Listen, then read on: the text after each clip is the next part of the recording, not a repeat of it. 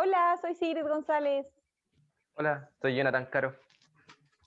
Hola, soy Giovanni Carrasco.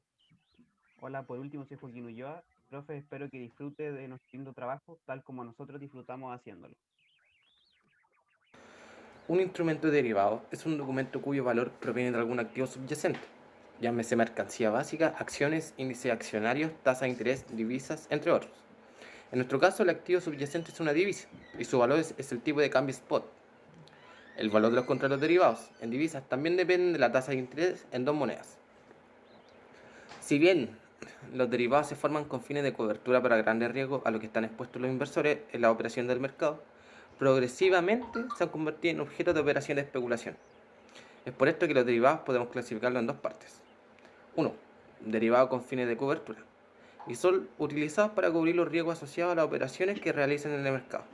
Por ejemplo, es posible que una persona al hacer un contrato en el cual se establece que el pago será en dólares dentro de unos meses más, esta persona logre fijar hoy el precio del cambio de la moneda para dicha operación. De esta manera, aunque el dólar suba o baje, quien hizo esa operación dejará de preocuparse por el valor futuro del dólar, pues así sabrá de antemano cuántos pesos por dólares obtendrá como pago. Y 2, derivados sin fines de cobertura o especulativos. Son usados para tomar determinadas posiciones respecto de ciertas variables en mercado, con el objetivo de que la variación de mercado fluctúe a favor de la posición tomada para el negocio especulativo. Un contrato a plazo o forward es un acuerdo entre dos partes por medio del cual se comprometen a realizar una operación de compra o venta de un determinado activo subyacente, real o financiero. El precio es pactado con cuando el contrato es firmado. Además, son el instrumento de administración del riesgo cambiario más antiguo y más utilizado en el comercio, el financiamiento y la inversión internacionales. También pueden utilizarse como instrumentos de especulación. Los forwards pertenecen al mercado OTC extrabursátil y el monto de un contrato usualmente rebasa el $1.000.000. Los plazos típicos son de 30, 90 y 180 días, que también existen forwards de 3 días o 5 años, los long dated forwards. Estos últimos son bastante escasos por el nivel de riesgo que implican. Los contratos más líquidos son a corto plazo, de 7, 30 y 90 días. Además, el vencimiento del contrato forward es en cualquier fecha, según las necesidades del cliente. Principales ventajas y desventajas de un contrato forward. Las ventajas es que este contrato elimina toda incertidumbre sobre los precios futuros. La desaparición de la volatilidad beneficia al comercio y a la inversión, y la estabilidad hará posible que las previsiones presupuestarias se realicen de la forma más acertada. A su vez, estos contratos permiten a la empresa concentrarse en sus operaciones principales más que en los movimientos de los precios en los diferentes mercados. Las desventajas es que si en el momento del vencimiento del contrato el precio prefijado ha evolucionado en el sentido contrario al del asumido en el momento de la contratación, una de las partes no se podrá beneficiar de las posibles plusvalías generadas como había estimado de acuerdo a sus expectativas. Así, la principal desventaja que presenta un forward es el riesgo de que una de las partes, la que tenga la pérdida, no se cumpla con su obligación en el momento del vencimiento. Un contrato futuros es un instrumento financiero derivado cuyo valor proviene del objeto del contrato. Este instrumento se puede usar tanto para administrar el riesgo o como para especular. Los mercados a futuro desempeñan un papel muy importante, aun cuando su liquidez es mucho menor que la de los mercados forward. Desde el punto de vista económico, un contrato futuro es casi idéntico a un contrato forward, pues ambos implican la compra y venta de una cierta cantidad de monedas extranjeras en una fecha específica, y también a un precio determinado. A diferencia de los forward con los contratos futuros, estas últimas se estandarizan, pues la necesidad de estandarizar se deriva a la negociación cara a cara que tienen los contratos en los remates de una bolsa organizada. Los corredores, o mejor dicho brokers, no tienen tiempo para analizar los detalles de cada contrato. Es por eso que necesitan estos contratos estandarizados. En cambio, los contratos forward, que pertenecen a los mercados no organizados, como el OTC, se negocian por teléfono y cotizan con grandes cantidades de valores.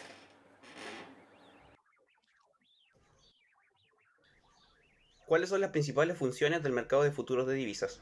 El mercado de futuros es un sistema de alerta temprana que prende los focos rojos si las políticas aplicadas en un país no están de acuerdo con los criterios generalmente aceptados.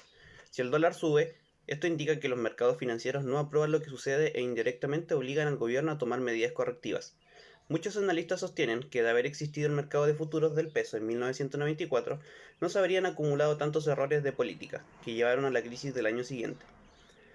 Si el incremento del tipo de cambio a futuro se acompaña de un incremento de tasa de interés en pesos, el resultado es indeterminado y depende de la fuerza relativa de los dos factores.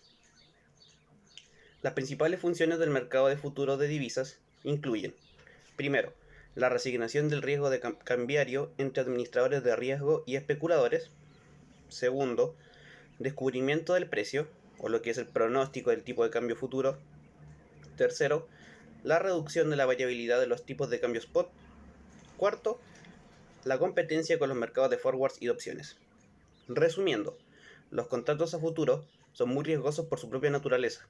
El riesgo consiste en que el precio en el futuro no evolucione de acuerdo con las expectativas del tenedor. En sus inicios, los contratos a futuro también implicaban el riesgo de crédito.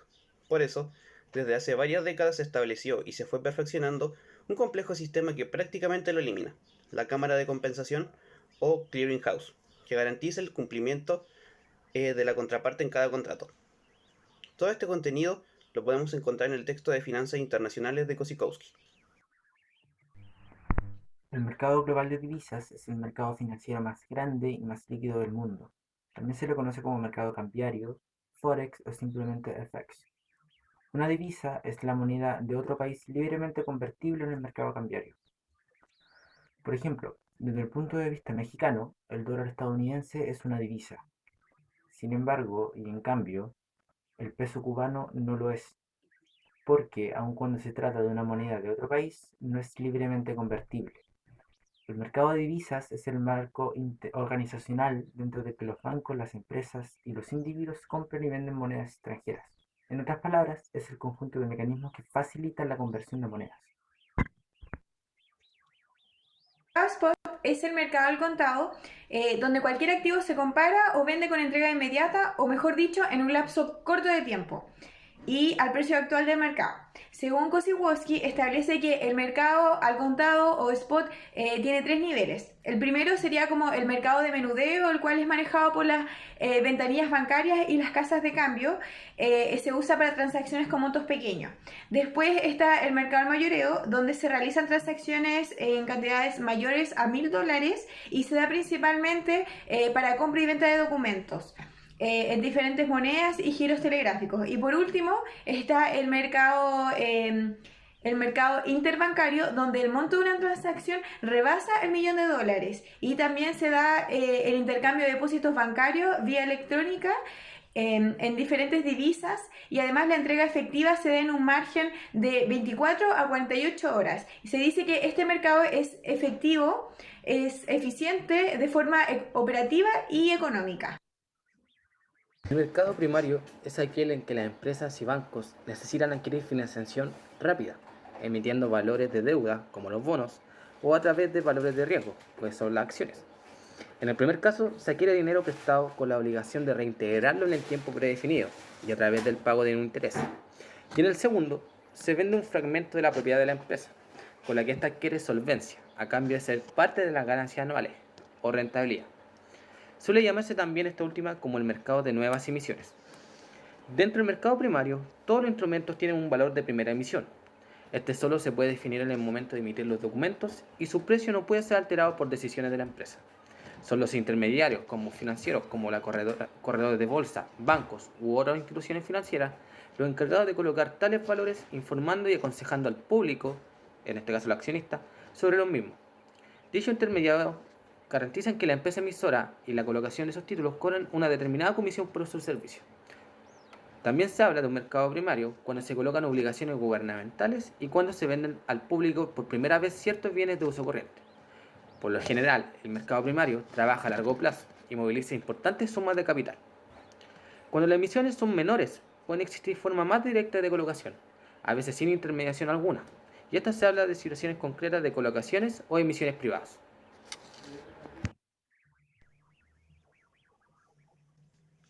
¿Qué significan los mercados secundarios? Los mercados secundarios son aquellos en los que los valores actuales ya en circulación se negocian entre inversionistas, es decir, se trazan activos financieros ya emitidos y colocados en el mercado primario, o en otras palabras, instrumentos transados con anterioridad al menos una vez. Los instrumentos transados comúnmente son las acciones, renta fija, de intermediación financiera, entre otros.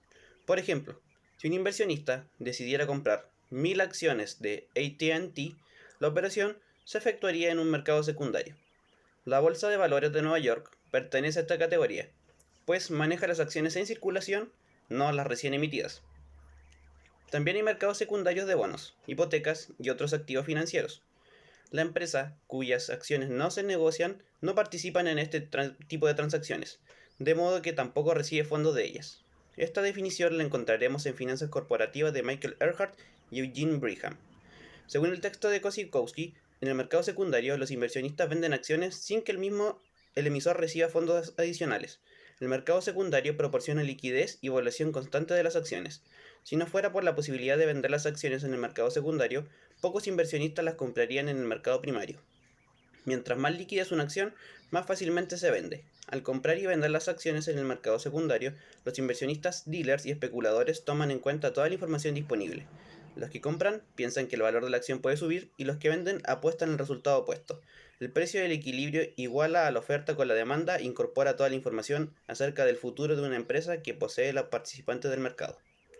Por último, es necesario mencionar que existen dos categorías dentro del mercado secundario: el mercado organizado y el mercado no organizado, cuya importancia en los últimos años está siendo más grande de lo que se esperaba.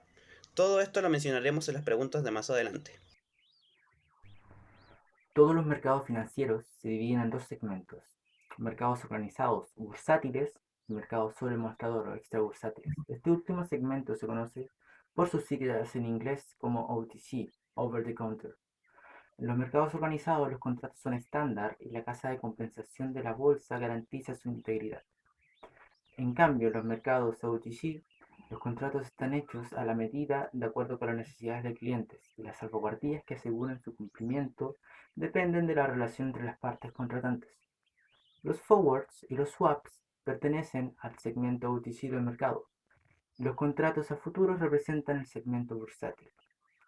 Y aun cuando el volumen de las transacciones es mayor en los OTC, en el mercado OTC, en el mercado organizado, al ser más transparente, desempeña un papel fundamental en la formación de los precios. Primero está el riesgo sistémico, que es cuando las fluctuaciones del rendimiento de una acción se deben a noticias que abarcan a todo el mercado y que representan riesgos comunes, como por ejemplo cuando ocurre un terremoto. Todas las acciones van a resultar como afectadas de manera simultánea por las noticias que se están dando a causa de esto. Este tipo de riesgo también se puede denominar sistémico, diversificable o riesgo de mercado. Después está el riesgo político, que dentro de sus fronteras una nación puede imponer restricciones a la transferencia de recursos corporativos e incluso expropiarlos sin pagar una indemnización. Este es el riesgo político y tiende a ser una constante más que una variable susceptible de modificarse negociando. El riesgo político varía de un país a otro y ha de incluirse explícitamente en cualquier análisis financiero. Después tenemos el riesgo de incumplimiento, que el riesgo de que el prestatario no pague el interés o el capital sobre el préstamo en la fecha del vencimiento. Y si el emisor incumple, los inversionistas recibirán un rendimiento del bono menor a lo que se le había prometido. Este es el riesgo que influye en las fortalezas financieras y las cláusulas del contrato, y sobre todo cuando se ofrece una garantía colateral para garantizar un bono. Cuanto más grande sea el riesgo de incumplimiento, mayor va a ser el rendimiento del bono a su vencimiento. Un swap es un acuerdo privado en virtud del cual las partes se comprometen a intercambiar flujos financieros futuros. En este contexto, una operación swap comprende la compra y venta simultánea de una obligación de capital equivalente, en la que el intercambio de flujos financieros proporciona a ambas partes condiciones más favorables en vez de trabajar en forma separada. Aunque existen varios tipos de swap, los más utilizados son la de la tasa de interés y la de divisas. También existen otros swap, tipos que sirven para realizar operaciones de cobertura de riesgo, como el equity swap, el swap cupón cero, el floor selling swap, entre otros. Por lo general se negocian en mercados OTC, es decir, fuera de los mercados tradicionales organizados. Y además los swap tienen tres principales usos. 1. Ambas partes acudirán a los mercados donde obtengan ventajas y estarán de acuerdo en cambiar los pagos y cobros entre ellas, lo que les permitirá obtener un mejor resultado que si las dos partes hubiesen acudido directamente al mercado deseado. 2. En numerosos casos, el objetivo fundamental es eliminar el riesgo de tipo de interés, en este caso a través de un swap, la tasa de interés. Se procurará modificar la composición de su activo, convirtiéndolo en crédito a tasa fija o de su pasivo, apoyándole en tasas variables que le aseguren rentabilidad. Y 3. Al igual que otros derivados financieros, el swap puede proporcionar ingresos adicionales a la empresa, en caso de que los intereses se muevan de forma favorable, ya que esto puede ser vendido. Es necesario mencionar que en un contrato de swap, la parte compradora o la que mantiene la posición más larga es aquella que paga el tipo de interés fijo. ¿Qué es una opción de compra y venta? La opción es un instrumento derivado, lo que significa que su valor se deriva de algún activo subyacente. Además, podemos mencionar que es un instrumento complejo y flexible, que se utiliza para especular y administrar el riesgo. Sin embargo, en la mayoría de los casos, las opciones se usan como parte de una estrategia financiera más amplia. Existen dos clases de contratos de opciones. La opción de compra proporciona a su dueño el derecho de comprar el activo. La opción de venta le confiere el derecho de venderlo. Como una opción es un contrato entre dos partes, por cada propietario de una opción financiera existe también un vendedor de la opción, que es la persona que adopta la otra parte del contrato. Combinando las dos opciones de compra y venta, con diferentes precios de ejercicio y diferentes fechas de expiración, es posible crear un instrumento financiero sintético con un patrón de rendimiento deseado. A diferencia de los contratos forward y futuros, cuyo valor presente de la opción tiene un derecho de comprar o vender un activo subyacente a un precio determinado, el suscriptor de la opción tiene la obligación de vender o comprar el activo subyacente. Por esa falta de simetría, el comprador de la opción tiene que pagar al suscriptor un precio llamado prima. Como todos los instrumentos derivados, las opciones pueden ser bursátiles y OTC. Las opciones bursátiles son estandarizadas, sus plazos de vencimiento son cortos y el monto del contrato es relativamente pequeño. En cambio, las opciones OTC están hechas a medida. Pueden abarcar periodos largos y el monto del contrato es grande. Los especuladores y las pequeñas empresas usan las opciones bursátiles. Las opciones OTC las prefieren las grandes corporaciones e instituciones financieras. Existen dos tipos básicos de opciones que se pueden transar. Primero está el contrato de opción de compra, que sería el CAL, que es el derecho a comprar a un precio determinado. Después está el contrato de opción de venta, que sería el PUT, que sería el derecho a vender a un precio determinado. La opción de compra proporciona a su dueño el derecho de comprar el activo. La opción de venta le confiere el de venderlo, y como una opción es un contrato entre dos partes por cada propietario de una opción financiera, existe también un vendedor de la opción, que es la persona que adopta la otra parte del contrato. Las opciones son contratos que otorgan al tenedor el derecho, pero no la obligación, a comprar o vender un activo subyacente a un precio concreto en una fecha determinada o con anterioridad a esta. Una opción, al igual que las acciones o bonos, es un valor. También es un contrato vinculante con términos y propiedades estrictamente definidos.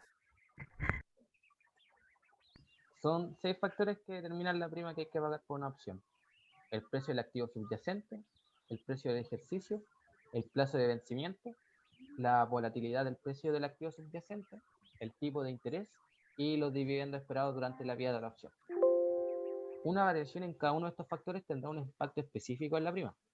Si bien es la suma de la evolución del conjunto de los factores la que determina el precio de la opción y sus cambios, es impredecible conocer cómo afecta el valor de la opción cada uno de ellos por separado. Suponiendo que los demás se mantienen fijos en las condiciones de partida, estos efectos individuales vienen representados por lo que en la terminología financiera se denominan griegas, y la iremos viendo una vez que analicemos cada una de las variables. En la primera variable está el precio del activo subyacente, y son los pagos de una opción CAL en el ejercicio, la cual es la cantidad en que el precio del subyacente supera el strike. Por el contrario, en una opción PUT, es la cantidad en la que el strike supera el precio del subyacente. De esto podemos deducir que cuanto más alto sea el precio del subyacente, más valdrá la opción CAL y menos la opción PUT. La segunda variable es el precio del ejercicio. Siguiendo con el razonamiento anterior que hemos hecho, para el efecto del precio subyacente, podemos inferir que cuanto mayor sea el precio del ejercicio, menos valdrá la opción CAL y más valdrá la opción PUT. Después viene el tiempo de vencimiento, en la cual las opciones son derechos, y como tal es lógico suponer que serán tanto más caros cuando mayor sea el periodo de tiempo al que estén referidos. Esto es verdad para las opciones americanas, tanto como CALs como PUT. La explicación es que, puesto que pueden ser ejercidas en cualquier instante durante la vida de la opción, cuanto más falte para el vencimiento, mayores son las posibilidades de ejercicio que habrá. A medida que pasa el tiempo y se acerca la fecha de vencimiento, las opciones americanas van perdiendo valor. Esta consecuencia práctica es por la compra de opciones, sea call o sea put, se vea perjudicada por el paso del tiempo, mientras que la venta de opciones será beneficiada. Dale, amigo. Vale. Continuando con lo que hablaba mi compañero Jonathan, tenemos la volatilidad, que es el precio de un activo mediendo su variabilidad y por tanto la incertidumbre sobre los movimientos futuros del precio. Cuanto mayor sea la volatilidad, mayor será la posibilidad de que el precio del activo suba o de que baje. Y puesto que las pérdidas están acotadas, cuanto mayor sea la volatilidad, mayor será el valor de la prima. Podemos distinguir tres tipos de volatilidad. Primero, la volatilidad futura. Segundo, la volatilidad histórica y la volatilidad implícita. ¿Vale? Podríamos evaluar el precio de las opciones en el mercado comparando la volatilidad estimada con la volatilidad implícita de las opciones. De esta manera, podemos determinar si una opción está sobrevalorada, si presenta una volatilidad implícita muy alta, y pensamos que la volatilidad tenderá a bajar y los precios a estabilizarse. O infravalorada, presenta una volatilidad implícita muy baja y pensamos que la volatilidad tenderá a subir con los consiguientes movimientos de precios. El quinto es el tipo de interés. Al mismo plazo que la opción, la consecuencia de aumentos en esta variable es aumentar el precio de la opción call y disminuir el put. Por último, tenemos los dividendos. El precio de las acciones disminuye tras el pago de dividendos. Por esta razón, el valor de una opción call está negativamente relacionado con las expectativas de pagos de dividendos, mientras que el valor de put lo está positivamente. ¿Quién puede tener interés en vender una opción call? Primero es necesario mencionar que la opción call es una opción de compra de moneda extranjera. Continuando con la pregunta, se pueden presentar diferentes opciones de interesados. En este caso nosotros vamos a mencionar tres. El primero, un especulador que apueste que en el momento de expirar la opción, el tipo de cambio no rebase el precio de ejercicio. Sin embargo, tomando en cuenta lo limitado de una posible ganancia y lo limitado de una posible pérdida, esta posición parece un poco atractiva. Escribir una opción call sin una posición larga en el activo subyacente se llama escribir call desnudo o naked call writing. Es una estrategia muy arriesgada. Otro interesado podría ser un administrador de riesgo, que tiene una posición larga en dólares y piensa convertirla a pesos en una fecha específica. En este caso, suscribe una call con la expiración en esta fecha. Para asegurar que la venta de dólares ocurrirá de acuerdo con lo planeado, esta estrategia financiera se llama covered call. Por último, un administrador de riesgo que suscribe opción call dentro de una estrategia financiera más compleja, cuyo objetivo es la creación de instrumentos financieros sintéticos. Para entender lo que es la ley del precio único, daré un ejemplo.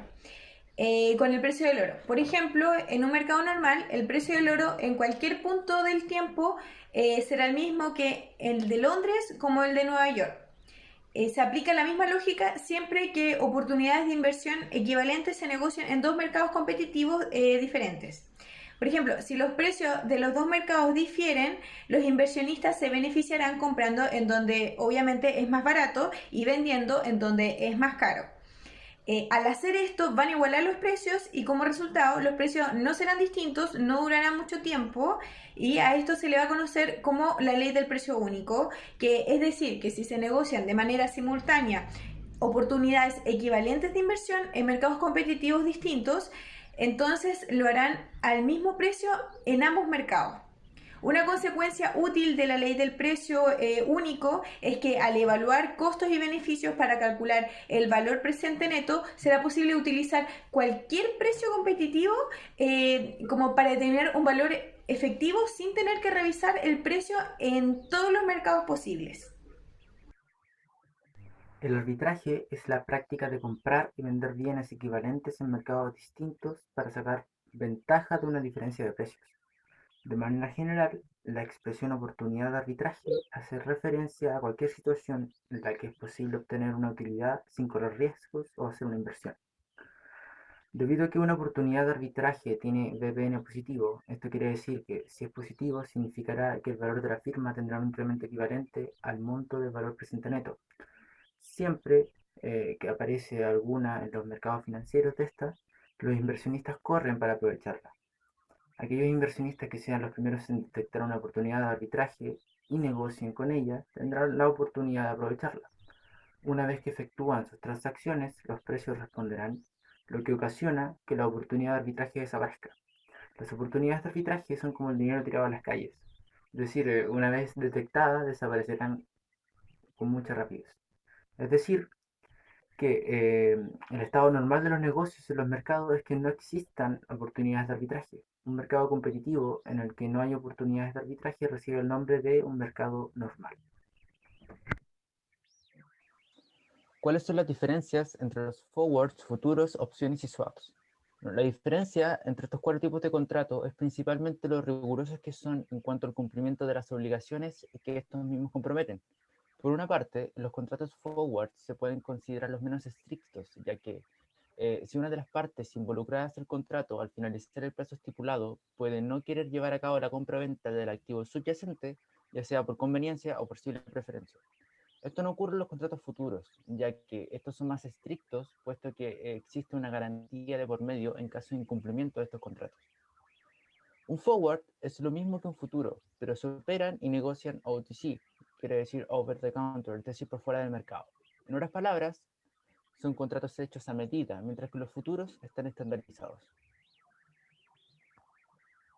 Las opciones son muy parecidas a los futuros, pero en el contrato de futuro se obliga a las partes a comprar o vender un número determinado de bienes o valores. Esto los vamos a conocer como los activos subyacentes. Mientras que en las opciones tenemos el derecho, pero no la obligación. Nos da la opción de comprar comprar o no.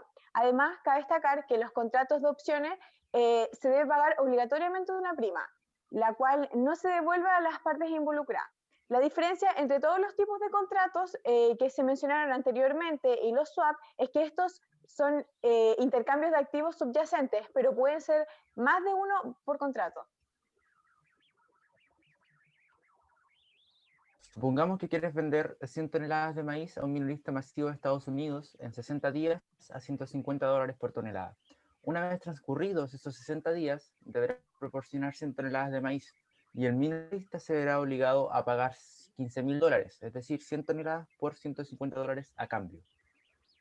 Entonces tú estarías obligado a vender el precio acordado independientemente que el valor de la maíz se esté negociando a $150 o no.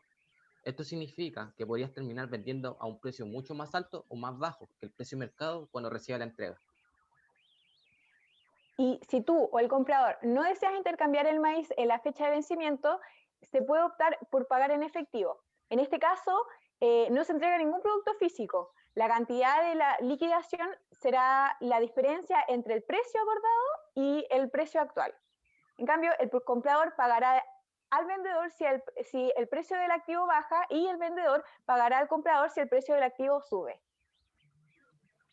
Supongamos que eres agente de compras de la empresa Alfa Aluminio, un fabricante de productos de aluminio fundido. Compras gran parte de los metales en el mercado al contado, pero debido a factores estacionales, habrá más pedidos de productos de tu empresa en la segunda mitad del año. Actualmente compras la tonelada a 1.700 en el mercado al contado, pero en el mercado de futuros podrías comprar una tonelada a 1.600 dentro de 5 meses. Siempre que el precio al contado se mantenga por encima de los 1.600 en el plazo de 5 meses, habrás conseguido que tu empresa ahorre dinero. ¿Quién gana? Tú si lo haces bien. En caso de que, al cabo de 5 meses, cuando vence el contrato futuro, el precio del contado sea todavía de $1.700 por tonelada, la otra parte del contrato se deberá a vender a $100 por tonelada. Como en cualquier apuesta, el peligro conlleva en que puedes terminar perdiéndola. Si en el plazo de 5 meses el precio del contado ha descendido a $1.500 por tonelada, serás tú quien deberá pagar 100 pesos por tonelada a la otra parte del contrato. Cuando quieres comprar una casa y das una pequeña cantidad de dinero en concepto de señal, estás comprando una opción CAL. En caso de querer vender esa propiedad y aceptar tú la señal del comprador, estás vendiendo esta opción CAL. Un ejemplo muy claro es a la hora de asegurar un coche. En el momento en que nosotros aseguramos un auto, automáticamente estamos comprando una opción put, ya que aquella aseguradora debe indemnizarlos en caso de siniestro. Nosotros pagamos una pequeña cantidad de dinero a cambio de que nos cubra el seguro en caso de que tengamos algún accidente. Otro ejemplo claro que todo el mundo ha hecho es comprar un boleto de lotería. Cuando compras un boleto de lotería pagas una pequeña cantidad de dinero, que puede ir desde los 1.000 pesos a los 5.000 pesos chilenos, a cambio de tener la esperanza de que algún día ese boleto valga millones. En ese caso estamos hablando de comprar una opción CAL. O también puede ser cuando contratas un paquete turístico con la agencia de viajes, te ofrecen un seguro de cancelación. Pues bien, en este caso estás comprando una opción put. Otro claro ejemplo es cuando te permiten por una pequeña cantidad de dinero reservar un viaje. En ese caso estás comprando una opción CAL. Imaginemos un swap de divisas entre una empresa estadounidense y una empresa francesa.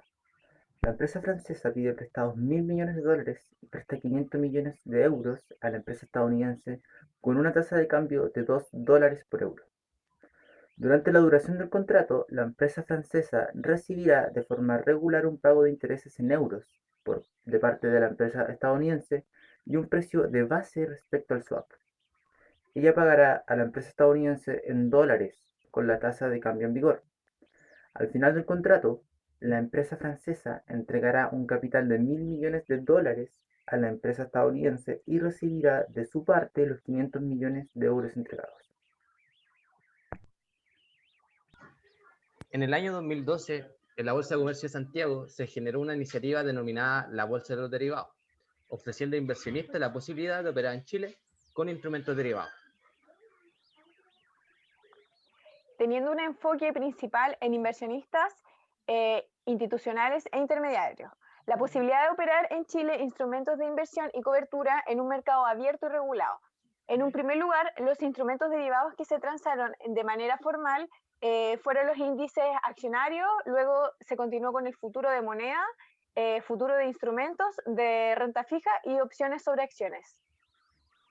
En este caso, fomentó la diversificación de las inversiones. La Bolsa de Comercio se vio asesorada por la Bolsa de Derivados. Como parte relacionada de los instrumentos derivados en Chile se encuentra la CCLB, la contraparte central Sociedad Anónima, cuya función es asumir el riesgo de contraparte de todos los contratos, por lo cual realiza un análisis de posiciones de los instrumentos para otorgar las respectivas garantías. En Chile, de manera formal, los instrumentos derivados operan con el corredor de bolsa de Itaú, mientras que de manera extrabursátil se pueden operar en diversos brokers de inversiones.